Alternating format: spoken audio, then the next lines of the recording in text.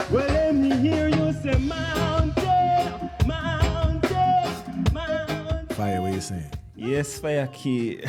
We are here again, Baldhead, Andy Drake. Give thanks for everyone tuning in from those times to now. Fire, I think this reasoning here will be on night. It's very informative. Please let the people know the topic. So the topic today is curing patients as sustainable business models within the health industry. And I want to be clear before we get into this. I am not badging or I'm not talking bad about everyone in the medical industry, right? A lot of times people are in this industry. They do have a clean heart. Sometimes they get burnt out. This is specifically directed to all the pirates and vampires in the industry that deal with full-blown corruption and have a total disregard to human life and the duty that they have to help heal people. I think the health industry is almost similar to the police force.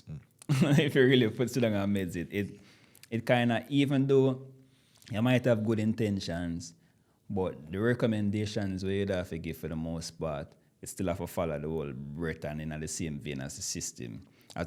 So recently we read a Goldman Sachs article talking about the same thing, is curing patients a sustainable business model. One, if you read a particular quote out of the Goldman Sachs article, it says, in the case of infectious diseases such as hepatitis C, curing existing patients also decreases the number of carriers able to transmit the virus to new patients. Thus, the incident pool also declines.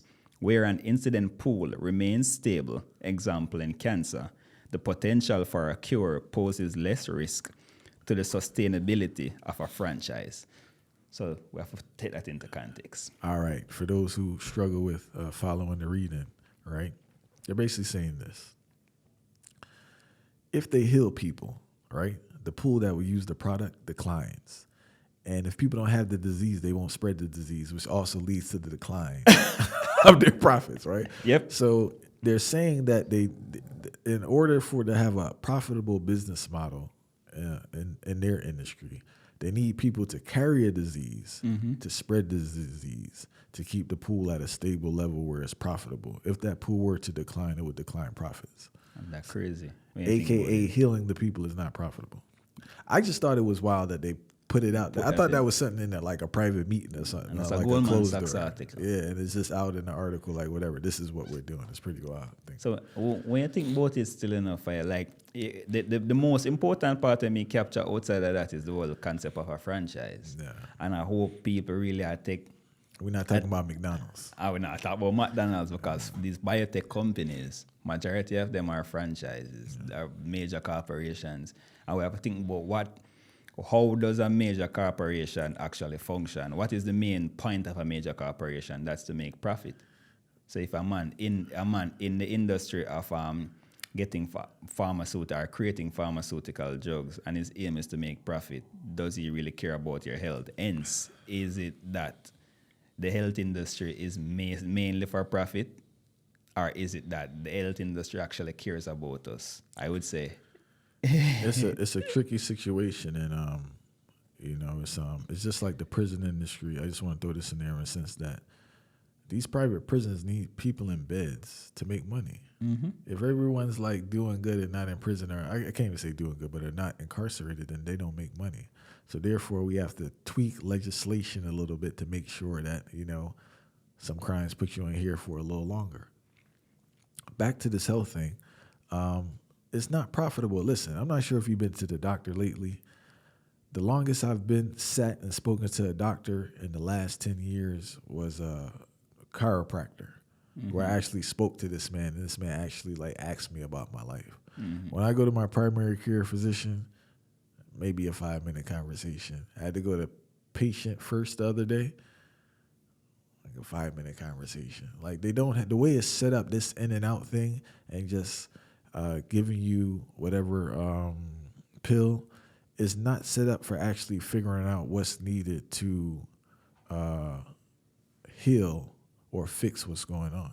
It's more in I guess what's this thing called, like pain relief, or what's the other term? It's a Band-Aid effect. Yeah, Band-Aid effect, because if they really were to lead you down the avenue of healing, you want to go back, right? and so many industries are dependent on the medical field, the healthcare industry, because even look at commercial real estate. How many? I know buildings have closed, but how many of these buildings would still be able to be open if people were healthy? The equipment, which is very expensive, that's the next hustle. Is medical equipment, and that's a whole industry you have there. Prescription drugs, obviously, we know the pharmaceutical company, the famous salesperson for the pharmaceutical companies. You know, two key things more to talk about with regarding this health industry. One, a particular merger where I think most people overlook. The merger between Monsanto and Bayer. Now we know Monsanto is the company where them create all of these genetically modified seeds, right? And we know the whole health benefit of all of these seeds. But it's very strange and peculiar that them merge with a company like Bayer. And everybody know Bayer. Bayer is a company that creates all of these aspirin for all of these headache where the people them have and them take it for the short-term relief but get headache tomorrow and take it again. So, but what we really want to dive into is them in a particular article, them project a couple sales where them think them are gonna hit. Now when me think about a man saying, all right, him sell meat or him sell some form of product where people eat, I can think about the sales because say probably them season come people are gonna consume that more or whatever. But now I start thinking about how can a company where sell pharmaceutical products and a company where deal with genetically modified seeds actually project them revenues that them are gonna get. Now it start come to my head now. Again, this is not proven, but I'm going to tell you what I think.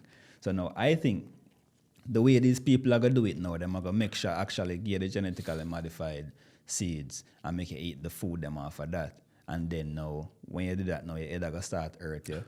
And when your head start hurting now, them are going to say, all right, them amount of people in them region and them head start hurt you. And then like once your head start hurting, you come and buy more aspirin, and that's how them are going to project them sales. But something else will catch my brain from an inside perspective when I know what take place. The very interesting part about it is that analytics and data science actually spike 15%, don't quote me on the number, but somewhere in the teens. One of the highest spike for data science and analytics is within the biotech field and within the health field.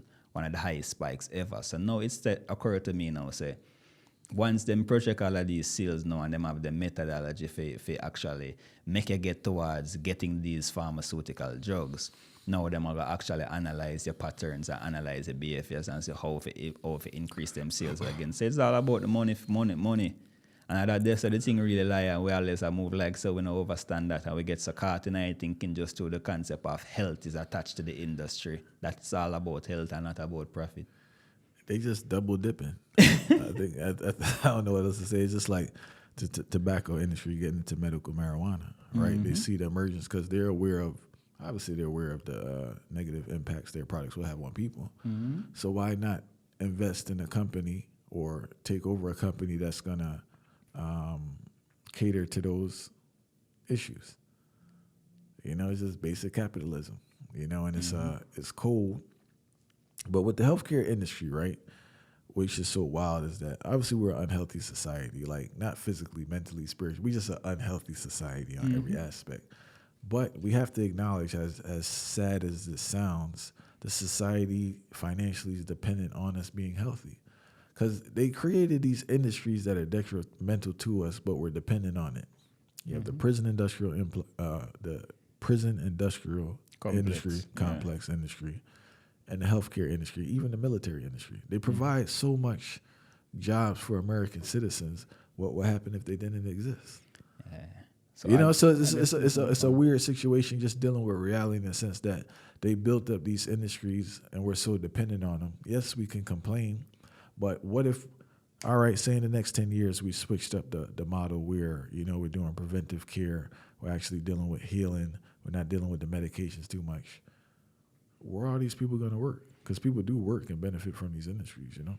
And you see, this now we start thinking about the whole progress of society and we start thinking about sacrifice. So you see, in order for greater humanity strive, sacrifices have to be made. And we have to, and the system as we know it, we can't comfortable. Well, I think so many people get so comfortable with the concept of I'm this, especially this quote. And it's a quote where you have to hate it and love it. This quote of I'm just doing my job. Because somebody will know them as sell a poison, you know. But them sell the poison nonetheless in the basis of I'm just doing my job. And then the concept of, oh, but if I don't do this, then how am I going to provide for my family? But we're not thinking about the broader disaster where it cause, because all of these pharmaceutical drugs them where take place now, and where get distributed throughout the channels them, and every old person right now, you know, up on all of these pressure pill and all of these different things, and them now go towards the bush them and them thing there. Yeah. So we start thinking about the whole concept of that now. If me now myself from an ethical standpoint, say me I go sell a old lady, give a old lady a pressure pill and everything, the way me know say she could go take some Guinea in weed, or she could go drink some of that same way, you know. Yeah. Sometimes we have a thing say the blame, although we're maintaining the status quo as we know it, out of fear of losing out, our family losing out, and our family not having food to eat. When we think about the broader picture, really we are the enforcers of the status quo. So when we think about it from a general standpoint, we have a self blame. No, big time. I think it's definitely a self-blame to a certain level, because what happens is this. At least the blame for those who know about it and aren't willing to do the sacrifice to make the change. Now, I believe there's a large number of people who can't process what's going on. They generally don't understand what's going on, and maybe it's a little too complex for them. I'm not sure if the number of those who know what's going on actually do something. Would it change? That's the next part of it. Like the people who actually know what's going on, if they were to do something, would it change? I'm not sure. But I believe, and this is just my belief, people may disagree. I think as a human being, you have a certain level of responsibility for understanding your environment and understanding how to thrive in your environment. You don't have to be an expert on these things, but you should be knowledgeable about the different things that are impacting you, especially the big industries. You know, healthcare is definitely one of the big industries. And I'm not trying to paint every healthcare person as a villain or some type of evil doctor thing, right? But a lot of times I notice it's just like teaching. A person goes into the environment with a clean heart and actually want to do good. But the way the environment is structured for your survival, if you're not strong, it pushes you to do stuff that's not necessarily beneficial to the person you're serving. So, for instance, in education, I saw that, and I don't have a broad experience. I was at one school, so just take it how you want to take it. But the thing was, to get a raise, the students had to do good, right? So I saw teachers fudging numbers, so it looked like the students were doing good to the detriment of the student, because that student would graduate, can't read. You pre it. As a healthcare person now, you're limited to the time. I've had that too now, right? Where a person kind of just rush you. I'm trying to explain something. They're literally rushing me because they have to meet a quota for that particular time. So I don't know if this is real. I've heard it, you know. I know they push particular products on particular people, but all that goes into their income. So they're basically telling you, if you want to not even thrive, but be in this industry, you have to do these things. So a person has to ask themselves now, because they didn't know that prior when they went there. They probably in medical school had a thing on the hook. They're going to have a big house and save the world and heal people. And when they go into it, now they peep the hustle. Hustle with the C-section. You get what I'm saying? Like the fact that you get paid more for a C-section than a natural birth, what are you pushing people to do? You're going to do that naturally. All right. You don't have to pressure them, but the fact that it's there and this get money mind frame in this environment that they're in. So it's just like they create that industry. They create the environment that they can predict the behavior of the people in that environment. And you have to ask yourself now, am I going to do this or am I going to leave? And I think what's cold is that it takes so many years to even get in that environment, and you're so invested in that environment, not just financially, but socially. Because the ego goes into the play with a lot of, the ego goes into a lot of these decisions, because now you're the doctor of the family, or they see you as this, and you put in all these years now. So a man don't really, or a woman, she don't want to look at it and say, you know what, this thing kind of wild, I'm going to leave. They just say, hey, it is what it is at this point, you know, and just let it work, you know. Yeah, your word become law, the law now. And you know, say they attack, and it really, the main thing that come to my brain is really this whole COVID-19 pandemic business. Is where we really see how much the healthcare industry milk the whole profit business, because remember say from the jump, them already make you aware say this vaccine is not something that will stop the transmission of it. And there's literally, them explain from the jump, there's literally no benefit of this vaccine. But yet still, it's something where they make mandatory. So you realize how much force the healthcare industry have such a power that them have a force behind it. Because remember, nobody no want to have a health crisis, It's one thing nobody no want to have is a health crisis, knowing historically what health crisis have done to the people. So that's one thing them have behind them. Them have the force, them have the willpower to, and plus them have the financial bucket already for push the narrative of every single thing. And then when the whole concept come out that, okay, so this still can't work, but here we are going now. This new one is supposed to come now and help you. Let's do a booster. And all of these things until it start go further and further until you have a next booster too. And you realize how much profit make out of it. And then the wildest part about all of this is that when all of these profit made and then the story come to bump and people really realize there is no health benefits towards having this vaccine and it was all for profit. And companies like Pfizer blatantly noticed there was never, ever, ever a public apology to the people. Not that apology would do anything at all, but just to show you there was never an acknowledgement of the fact that this was a profitable thing. And it was just to keep people moving and limit the people them in the scope of all in the name of making profit. And that's the craziest thing in a fire. And Farai, there's one more thing I want to touch on with this COVID thing. I believe in the time, me being on Earth. I ain't talking about nothing I read in no history book. I'm talking about my time on Earth. I think this was the greatest media campaign I ever saw. Greatest one. Yes, man. We don't acknowledge that. Like the execution, the mobilization on state level, county level, city level, national federal level, it's just like they definitely can study that in marketing classes in the future, what they did and how they were able to utilize fear to push people to do something that many were uncomfortable doing. And I guess some believe they were comfortable doing.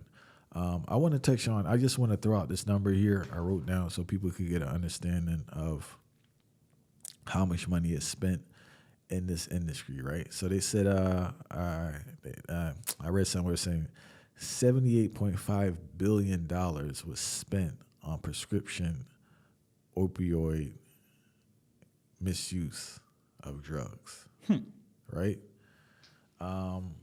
That's a big part of our economy because a lot of industries are popping up now to assist with opioid addiction. You got the Narcan and all those things. Like these are things that are made and they're probably given out free, but the government pays for it and it's a government contract. But people don't understand why we need drug addiction, why we need alcoholism, why we need obesity. I think it's about, how much you say here? Over 600,000 people died of heart disease. Now, one can argue it's just stress, right? But we have to factor in people's dietary practices and things being clogged up. But even so, it's like we need an unhealthy, stressful environment with food that will destroy your body. Because prior to you dying, we're going to get you on something that we're going to profit from. Whether staying at a facility or using some form of medication. So I want people to understand it's clear. It's like, oh, well, they're dying. How do you profit from a dead person? Well, there are other ways to profit from a dead person, but prior to your death, most likely. Pay tax on dead body. I never know that. You know what I'm saying? So, like, prior to your death, you're gonna be on some form of medication. But yeah, it's pretty wild. And also, too, we have to acknowledge that if you read articles, I always like bringing in the teaching and the doctors because one, I was in that field, so I can speak on it. But doctors are burnt out. You know what I'm saying? Like, doctors are burnt out. So if you have a burnt out person that's providing this type of care, it's not going to be a care on the heights. And it's a decline in doctors because any facility you call right now, you're not going to get through, You know, there I mentioned that, when I always compare the doctor them to. When you say doctors burnt out, it reminds me of one thing, like a college. When you're in a college and you have a big lecture hall, you can't guarantee that every student can actually get the lesson plan. But it does a talk out in a big lecture hall. That's how I compare most of the doctors them. When you mention the burnt out doctors, I think there's a very, very, very similar scenario towards this whole thing. As in the patients, them would be the student, them in the big lecture hall, and guarantee some might get through the cracks, but definitely some are gonna get hooked on something of a sort. And I just think this health thing, man, like analyzing it, I think there's so much needed for a person to get better that the healthcare system just can't provide.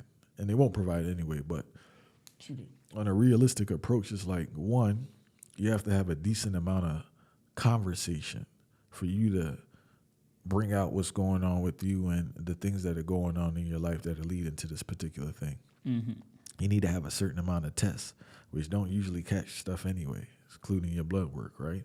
Then also you would need some form of assistance, because what happens with a lot of people is the lifestyle changes they have to make, they're not equipped to make it. It's kind of unrealistic to even tell that person that, because if you have a person who has a diet that's heavy in sugar, a lot of alcohol, a lot of fats, a lot of salt, they're not changing that overnight. You know what I'm saying? Like, you know, because a lot of people have been pre-warned and told, like, if you continue to eat like this, you're not going to be around much longer. And they continue to eat like it. Even they may want to stop, but it's the addictive nature. Mm-hmm. It's going back to the food now. They strategically make the food addictive. They know already. Mm-hmm. It's not a joke. It's not a conspiracy theory. They want to heighten the addiction. Why? For profitability.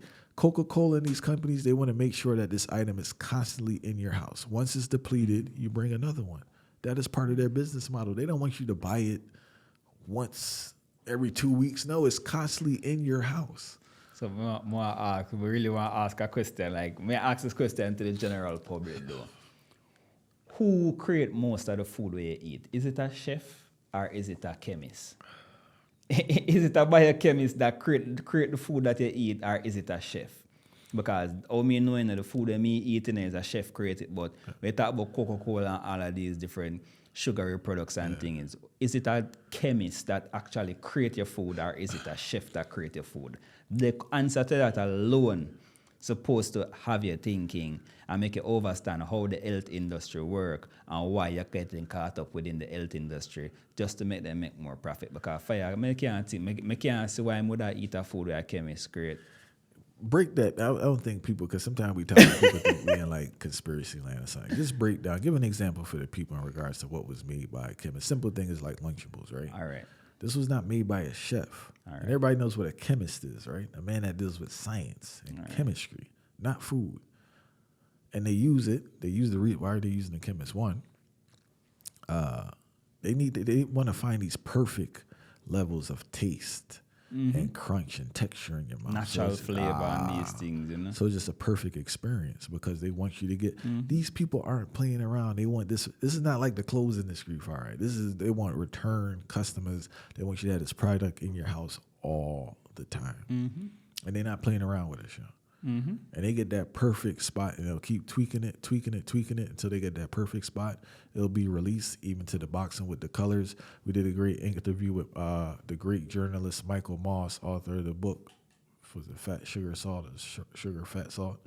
I'll put that link in the description. He does a great job breaking it down in regards to like the science and the psychologists, because you have the chemists and you have the psychiatrists that work together to create these foods. Not chef, not farmer. Chemists and psychiatrists to create food, you know. Your whole pattern, your whole existence, your whole mood, every single thing that's already experimented on just in order so you can eat. So just think about all of that. So the next time somebody go for eat a food, I really want to think about this. So I talk about the healthcare industry and how them is just based on profits. Really want somebody to think about that. When you see a chef in a restaurant cooking a food, that's a total different thing from all of these packaged food where we eat most of the time when I call it packaged chemicals. So we eat most of the time when I call it food. So we have to be very careful of that. But we say a lot of to say like curing patients is definitely not a sustainable business model. So the healthcare industry will always be focused on ensuring that they have treatments, little hinges of treatments here and there, so they can keep you coming back and hook like addicts. So remember, you know, if you think about which part we go one time where we need to pick up a prescription, we go to the drugstore. So we are drug addicts, where they want to take it. It's just that certain drugs are legal and they're legal based on their standards that they set. So we are drug addicts, regardless of what you think about it. If something happened to me right now, I have to get some antibiotics, we go into the drugstore, and these are the official druggists. These guys are the drug lords, and these drug lords are making billions of dollars off all of the name of health. And the people listening, I'm not discouraging you from going to the doctor. If you find a good doctor, I ask that you latch on, but more do what you can within reason to make sure you have you provide your body with the highest quality products, and also you need to analyze what you're doing, both in the eating and mental and exercise and everything, to just make yourself the healthiest you can be, you know. And if you have a doctor that's trash, try another one and keep looking until you find someone at least that doesn't put you directly on pills and encourage you to have a lifestyle change. Because you'll be shocked. A lot of things you have, some things can't change with lifestyle. So let's be clear, right? Because we have this idea like you're going to eat fruit and change. No. But you have a lot of things that can change from your lifestyle. And those are the things you should focus on. If you get some type of disease or something that's just, it is what it is, you need them for that. But other things you can handle on your own just by sleeping, eating differently, minimizing your stress, and being more active.